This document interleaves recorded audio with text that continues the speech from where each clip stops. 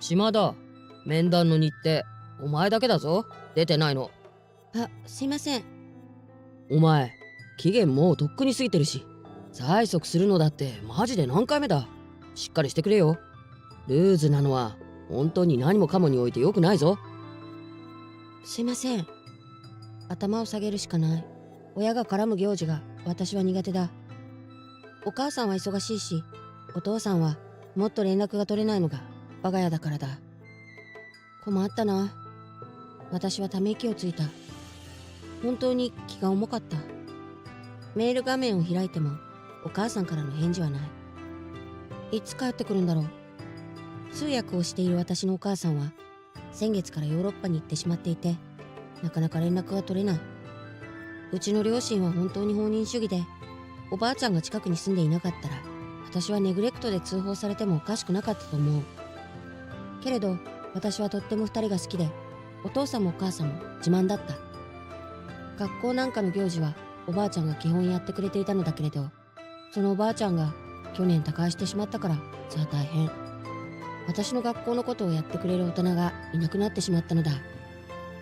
高校3年生にして初めての困難に私は直面していた。まさか両親と予定を合わせるのがこんなに難しいとは。その時ピコンとメールの着信があった。ごめんね、来週帰国できるわよ。めっちゃ短文。年頃の娘を一人で放置して大丈夫だと思っているの？お母さん。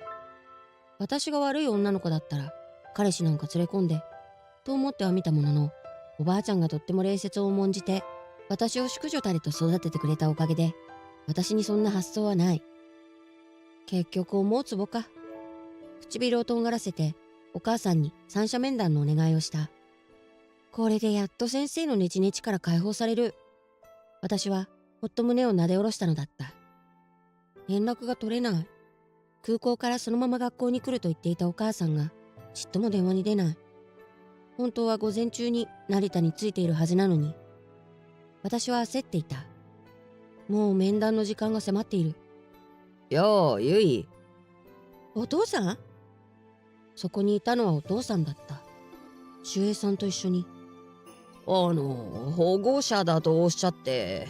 すみません。無理もない。お父さんの格好はとても娘の三者面談に来た父親の装いではなかったのだから。私の父なので大丈夫です。私が言うと守衛さんはでしたらと守衛室に戻っていった。最近の学校すごいな。俺の頃は学校なんて誰でも入り放題だったぞ。そんなわけないでしょうよ。県立の学校を何だと思ってるの？ああ、でもお父さんのことだからしれっといろんな学校に勝手に行っていたのかもしれない。聞かないでおいた方が良さそうだ。島田、親御さん。先生はお父さんを見て言葉を飲み込んだ。穴の開いたジャージにところどころから羽の飛び出したダウンジャケット。本当にとても娘の三者面談に来た父親とは思えない装いだった。これに関しては先生に軍配が上がるのは仕方ない。父です。島田です。柴田さん。ゆいさんの担任の矢吹です。先生は言った。ちょっと顔が引きつっていたのは無理からぬことだと思う。先生はエリートだ。有名大学の教育学部を出て教師になったそうだ。まだ若くてお父さんよりも私たちと年が近い。よく言えば理想に燃えている。悪く言えば暑苦しいというところだろうか。特に私のような斜に構えた生徒は苦手なようで、私もあまり先生とは関わらないようにしていた。斜に構えている私も悪いのだけれど、子供の頃からガンで物を見たり考えたりする癖があって、それに関しては治らなかった。だいたい私のような育ちの人間が実直だった日には、お母さんに会いたい、お父さんと遊びたい、もっと甘えたいなんて言っておばあちゃんを困らせたに違いないのだから、生きる上で自動的に身についたスキルだったのかもしれない。子供らしくなかったし、可愛げもなかっただろう。おばあちゃんごめんなさい。そんなこんなで三者面談はちょっとした地獄の沙汰だった。先生にとっては私もお父さんも苦手なタイプだったし、私とお父さんは会ったのがおばあちゃんのお葬式以来かもしれない。ちっとも会話が噛み合わない私たち親子についに先生が怒ってしまった。大体そんなみすぼらしい服で着てだらしなさといい。親が親ならボコですね。明らかに侮蔑を含んだ発言に私は唇を噛んだ。確かに普通とは違う家族だ。けれど私には自慢の大好きな家族でもあった。バカにされたら腹が立つ。もう話すことはありません。ゆいさんの進路はどうせお父さん無職でしょ。大学なんて金銭的にも夢のまた夢でしょうし、面談にもちっとも協力的じゃないし、僕はバカバカしくなりました。お引き取りください。そんな時、面談室のドアが勢いよく開いた。みんながそっちを見る。そこにはいつも物静かな転校生の女の子がいた。私はその子に話しかける。友達ではないから何か用があってきたに違いない。先生に用事？私が聞くと、その子は私の質問に答えずに言った。お母さん、やっぱりあの時のおじさんだよ。本当？よかった。お母さんに任せて。そのお母さんが面談室に入ってきて言った。あの時は娘の命を救ってくださって本当にありがとうございます。あなたが有名なトライアスリートとはつゆ知らず、お礼が遅くなり申し訳ありませんでした。私たちは全員びっくりした。え？先生も言葉を失っている。お父さんはきょとんとした後、ああ、あの時の、と言った。どうやら娘さんが海で溺れてしまったのをお父さんが助けたらしい。よかったね。お父さんはそう言って転校生に笑いかけた。それを見てお母さんはもう一度頭を下げた。みんなもう無理だろうって言っていたんです。急な下流に乗って一気に沖の方まで流されてしまって。びっくりしました。足を取られてもがいているうちにもう足が全くつかない場所にいました。浜辺は遠くて絶対に戻れないと思ったんです。でもおじさんが私をガッと小脇に抱えて、顔だけ死ぬ気で水から出せって引っ張ってくれて。本当にあの時はありがとうございました。この子の心肺蘇生をしているうちにいつの間にかいなくなってしまわれて、私たちお礼も言えず、本当に後でライフセーバーさんが気づいてくれなかったら命の恩人に不義理をしてしまうところでした。そう、私の父はトライアスリートだ。しかも50歳にもなってまだ現役と言い張っている。ずっと海や山でトレーニングばかりしているから、いつも格好はボロボロだ。それでも海外のメディアから取材を受けたり、実際に競技中のお父さんを見るとやっぱりすごいと思う。いつも日焼けして外を駆け回っている子供みたいなお父さん。それでも私の大好きな自慢のお父さんだった。有名選手？私たちの話を聞いていた先生が青ざめて言った。確かにさっきお父さんのことを見た目だけで無職と決めつけていたことを思い出す。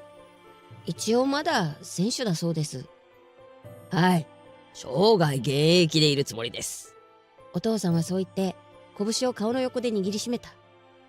私はやれやれとため息をついたのだった。さっきの親子がお父さんを食事に招いてくれたので、私は行っておいでとお父さんを見送った。すまない。はい？先生が急に謝ってきたので、私は思わず聞き返してしまった。島田はやる気がないのだとばっかり。無理もないと思う。三者面談の日程、私がきっと一番調整がつかなかっただろう。お父さんのことも悪かった。ああ、それに関してはまあ父も悪いので。でも確かに父は無職ではないですね。島田大丈夫か？お父さんあの感じだと大変なんじゃないか？お母さんはどうしてるんだ？母は、ああお母さん。思い出してスマホを見る。そこには母からの着信が何件も入っていた。結局あまりにもドタバタだったので、私と先生は後日二者面談をした。大学進学に関しては学力経済力ともに私は問題なかったから、先生は自分の母校を勧めてくれた。最高学府じゃないですか。私が言うと先生は、いいとこだぞと。島田、なりたいものとかないのか？そう言われて私はちょっとだけ言葉に詰まった。私、小学校の先生になりたいんです。それは初めて人に自分の夢を言った瞬間だった。子供の頃、やっぱり私は寂しかったのだ。おばあちゃんを困らせないように一度も言葉にこそしなかったけれど、夕方お母さんと手をつないでいる同じくらいの年の子を見ると、キューッと胸が苦しくなった。いいなと思っていた。そばに両親がいてくれる子。通訳者の名前と雑誌の写真。それが私の両親だった。おばあちゃんがお母さんだよとかお父さんだよといつもテレビや雑誌を見て教えてくれたのだが、体温のない文字や映像。私はやっぱり寂しかったのだ。その日、私は体調も良くなかったのだと思う。小学校の教室で夕暮れを見ていた。もう誰もいなくて、でもなぜだかどうしても帰りたくなかった。まだいたの？担任の先生がひょいっと教室を覗き込んでいった。私はうなずいた。どうせ早く帰れと言われるのだと思っていたが、すると先生はガタガタと椅子を持ち出して私の前の席に座る。夕日きれいね。1時間くらいだっただろうか。先生はただ夕日を眺める私とずっと一緒にいてくれたのだ。バカみたいだったけれど、なぜか私はとても満足して帰りますと言った。先生は送ると聞いてくれたけれど、私は首を振った。帰りに暗い道を先生の車が照らしてくれていたのを私は今でも覚えている。お世話になったんです。矢吹純子先生。矢吹先生のお母さんに。母さんの？私の憧れなんです。私がそう話すと、先生は、そうか、と言った。それから私と先生は、本当に一緒に大学進学を目指して協力し合うようになった。さすがに目標設定が高すぎる、とブーブー言う私に、言っといて損はないから、と先生。一応学力的に無理そうなら言わないんだぞ。島田は本当にいけそうだから言ってるんだぞ。と、ちょっと覗き込むように言うその顔が純子先生に似ていて憎めない。結局私は本当に合格して教育実習で学校に戻ってきた。あの時は本当に悪かった。あの時？島田のお父さんのことを。ああ、大丈夫ですよ。なんならあの一件があったから私はちゃんと自分の夢と向き合えたんです。雨降って地固まるってやつです。私が言うと先生はちょっとだけ弱ったような顔で答えた。俺は母さんが理解できなかった。あの人は夜中でも教え子から電話がかかってくると放っておけなくて行っちゃうような人だった。給料も出ないし評価にもつながらない。正直何やってんだって思ってたんだ。意外です。うん、俺には母さんだったから。でも島田みたいな生徒をきっとあの人は何人も救ってきたんだと思う。島田の話を聞いて反省したよ。子供が健やかに育てるようにって願って教師になったはずなのに、気づけばどう出世するかうまくやるかばっかり考えてた。